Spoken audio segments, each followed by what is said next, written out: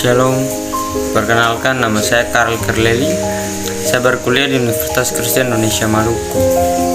Sini saya akan membahas mengenai dengan daya guna dan kebergunaan. Yang pertama yaitu daya guna.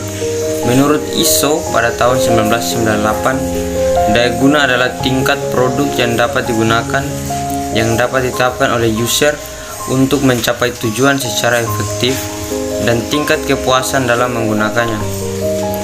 Daya guna merupakan salah satu faktor yang digunakan untuk mengukur sejauh mana penerima pengguna terhadap sistem. Kemudian atribut daya guna. Atribut daya guna tersebut adalah yang pertama efektivitas, yaitu ketelitian dan kelengkapan di mana user mencapai tujuan. Kemudian learnabilitas, mudah dipelajari oleh user baru. Kemudian efisiensi, yaitu sumber daya pembelajaran dalam menghubungkannya dengan ketelitian dan kelengkapan untuk user, atau tidak membutuhkan alat-alat bantu. Kemudian yaitu memorabilitas, yaitu mudah di dalam menggunakan sistem dan perintah-perintahnya dengan mudah diingat. Kemudian kesalahan, yaitu tingkat kesalahannya itu lebih kecil. Kemudian kepuasan subjektif, yaitu bebas dari ketidaknyamanan dan sikap positif dalam menggunakan produk. Kemudian yaitu heuristik daya guna. Daya guna heuristik merupakan prinsip atau panduan untuk merekayasa bentuk user interface, yaitu diantaranya adalah dialog yang sederhana dan alami. Kemudian berbicara dengan bahasa user, mengurangi beban ingat user, konsisten, sistem timbal balik, kemudian jalan keluar yang jelas, jalan pintas, pesan-pesan kesalahan yang baik, mencegah kesalahan, kemudian bantuan dan dokumentasi. Kemudian teknik daya guna dan siklus hidup. Siklus hidup suatu daya guna memiliki elemen antara lain kenali pengguna, kemudian daya guna benchmarking, kemudian desain interaksi berorientasi tujuan, kemudian interaktif desain, kemudian yang terakhir studi lanjutan. Kemudian kebergunaan atau kegunaan. Kebergunaan adalah kemampuan suatu perangkat lunak untuk membantu mempermudah pengguna dalam melakukan atau menyelesaikan peluncuran. Kemudian dari sudut pandang pengguna merupakan keseluruhan sistem sehingga berguna, dapat digunakan dan juga digunakan.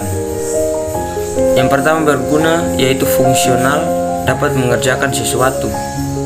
Kemudian usable, dapat mengerjakan sesuatu dengan mudah, mengerjakan sesuatu yang benar. Kemudian digunakan yaitu terlihat baik, tersedia dan diterima atau digunakan oleh organisasi. Kemudian kebergunaan, menurut Niels pada 2003 ada 5 komponen kualitas untuk menentukan kegunaan, yaitu yang pertama kemampuan untuk dipelajari atau learnability, kemudian yang kedua efisiensi atau penyimpanan data, kemudian yang ketiga mudah diingat, yang keempat penanganan palm dan keamanan akses, kemudian yang kelima tujuan dalam penggunaan. Yang berikut yaitu uji kebergunaan. Dalam proses untuk mengukur interaksi manusia dan komputer dari sebuah sistem, maka dibutuhkan pengujian kebergunaan yang dibagi dalam 3 jenis atau Levy dan Conrad pada tahun 1997, yaitu yang pertama penjelajahan, yaitu bertujuan untuk menguji sebuah sistem dan mencari titik-titik di mana pengguna mengalami kebimbangan, kesalahan dan unjuk kinerja. Kemudian yang kedua ambang batas, yaitu bertujuan untuk mengukur kinerja sebuah sistem terhadap beberapa sasaran yang sudah ditentukan. Dari hasil ini ditentukan apakah aplikasi lolos atau tidak. Kemudian perbandingan, yaitu pengujian dengan menggunakan perbandingan dengan membandingkan dua pendekatan untuk menentukan rancangan mana yang cocok dengan pengguna. Itu adalah pembahasan dari saya. Berikut ini adalah referensi yang saya gunakan dalam pembuatan tugas. Itu saja yang saya jelaskan. Saya ucapkan terima kasih.